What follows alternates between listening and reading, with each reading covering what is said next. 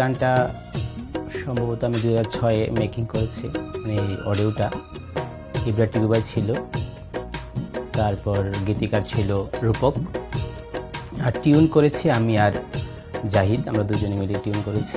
আমার দরদি গানটা নিয়ে প্রথমে আমি শাহিন ভাইয়ের সাথে আলাপ করলাম।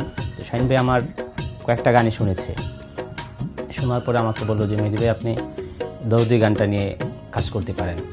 আমরা দীর্ঘ 1 মাস আমাদের প্ল্যান কিভাবে করব, কোথায় করব, লোকেশন কি হবে বা গানের মডেল কি হবে, কিভাবে হবে, এটা নিয়ে আমরা 1 মাস রিসার্চে ছিলাম। আমি তার গান শুনলাম, শুনে খুব ভালো লাগলো। একটু এক্সেপশনাল টোনের গান, এবং তখন থেকেই স্ক্রিপ্টটা মাথায় ঘোরাঘুরি করতেছিল যে গানটা একটা ট্র্যাকে আর আমার স্ক্রিপ্টিংটা আর একটা ট্র্যাকে। আসলে গানটাও মানুষ যাতে এনজয় করতে পারে এবং ভিজুয়ালটাও যাতে এনজয় করতে পারে, ওইভাবেই স্ক্রিপ্টটা করা। তার সাথে ফাইনাল কয়েকটা মিটিং হলো, মিটিংয়ের পরে ফিক্স হলো যে হ্যাঁ আমরা কাজটা একসাথে করতেছি।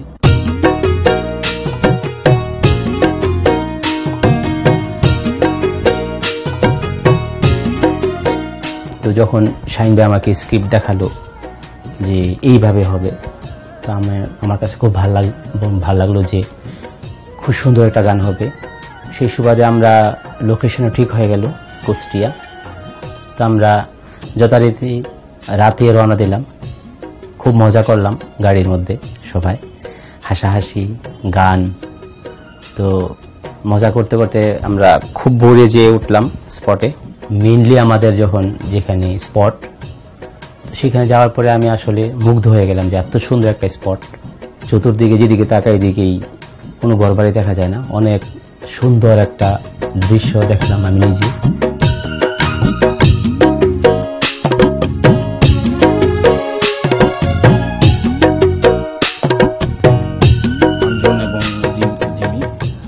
সম্রাট ভাইয়ের মাধ্যমে ওদের সঙ্গে পরিচয়, ওরা খুব ভালো কাজ করছে, আমার এক্সপেকটেশনের থেকে অনেক বেটার আউটপুট পেয়েছি। আমি ভেরি প্লিজড।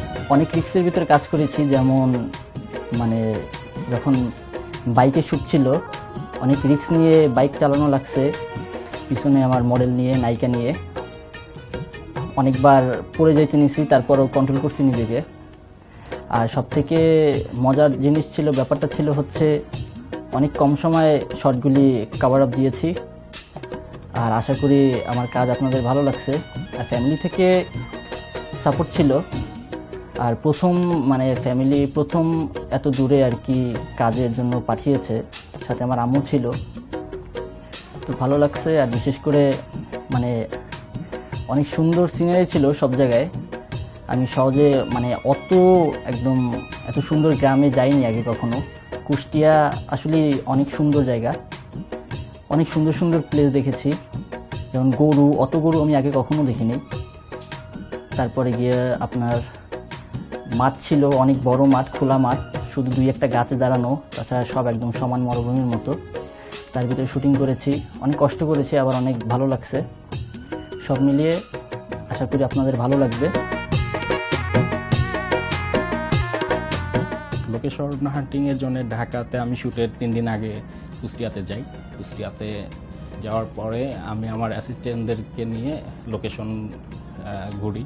তো আমরা প্রথমত দুইটা লোকেশন সিলেক্ট করি। 2টা লোকেশনের মধ্যে ফাইনালি আমরা আসলে একটা জোনে শ্যুট করতে পেরেছি, আর একটা জোনে শ্যুট করতে পারি নাই, বিকজ অফ আমাদের আসলে একদিনে শ্যুট ছিল, সান টু সান। এর কারণে আমরা একদিনের শ্যুটের কথা মাথায় রেখে একটা জোনকে বাদ দিয়ে আরেকটা জোনে শ্যুট করি। যখনই ফাইনালি লোকেশনটায় গিয়েছি, আমি লোকেশন দেখে এত ভালো লাগছে যে আমাদের বাংলাদেশটা আসলে এত সুন্দর, একদম প্রাণ ভরে নিঃশ্বাস নেওয়া যায় এরকম জায়গা।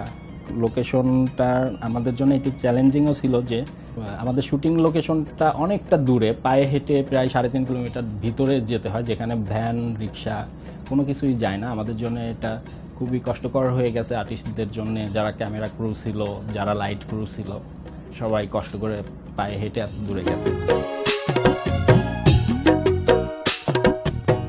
আমরা খুব ভোরেই শুটিং শুরু করে দিয়েছিলাম। প্রথমেই আমরা শুটিংয়ে ব্যবহার করি আমাদের স্লাইডার দিয়ে আমরা প্রথমে শট নেওয়া শুরু করলাম।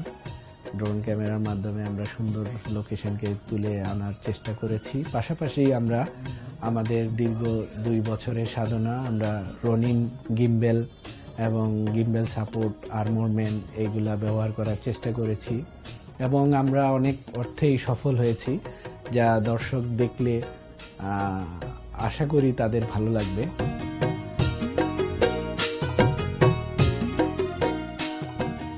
আমাকে যে দায়িত্ব দেওয়া হয়েছে বা যেটা করার জন্য বলা হয়েছে সেইটার আমি চেষ্টা করব সেটাকে একেবারে প্রাণবন্ত করার এবং ন্যাচারাল জানা হয়। আর সবাই যেমন করে সেমন না হয়ে গতানুগতিকের বাইরে কিছু, যেটা দর্শক এনজয় করে।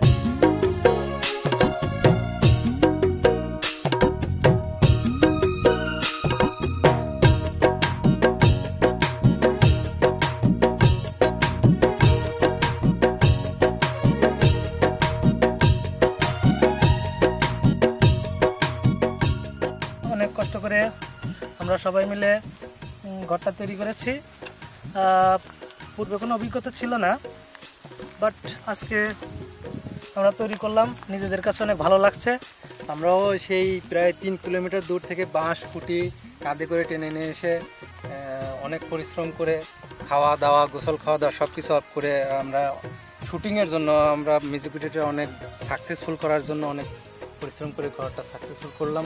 সেটের কিছু কাজ ছিল এবং প্রপস সেট কিছু কাজ ছিল এবং কস্টিউমেরও কিছু কাজ ছিল। যেমন আমাদের একটা দোলনা বানাতে হয়েছে, যারা কাঠ মিস্ত্রি তাদের সঙ্গে কথা বলে ওদেরকে ডিজাইনটা অনেক কষ্ট করে বোঝানোর পরে ওরা জিনিসটা তৈরি করতে সক্ষম হয়েছে।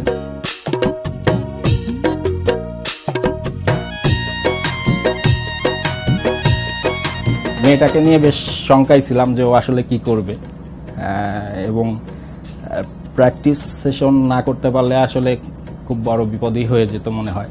যেটা খুব ফানি লাগে, মেয়েটাকে বলতেছি যে আগুনের একটা শর্ট আছে, আগুনটা দেখে চিৎকার দিতে হবে আগুন বলে। ও বারবারই বলতেছে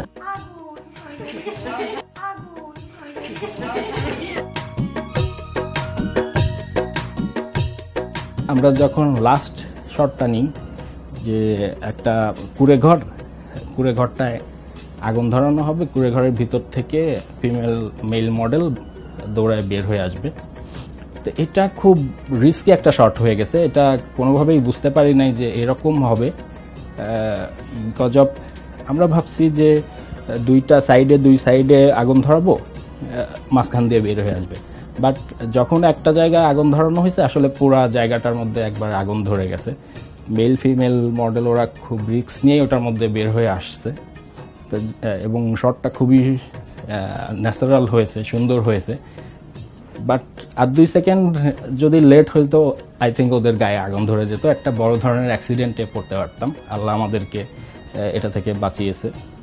বলবো যে খুব সুন্দরভাবেই আমাদের শ্যুটটা শেষ হয়েছে। আমরা ফাইনালি সুন্দর একটা প্রোডাকশন আপনাদেরকে দেখাতে পারবো, সেই আশা ব্যক্ত করছি।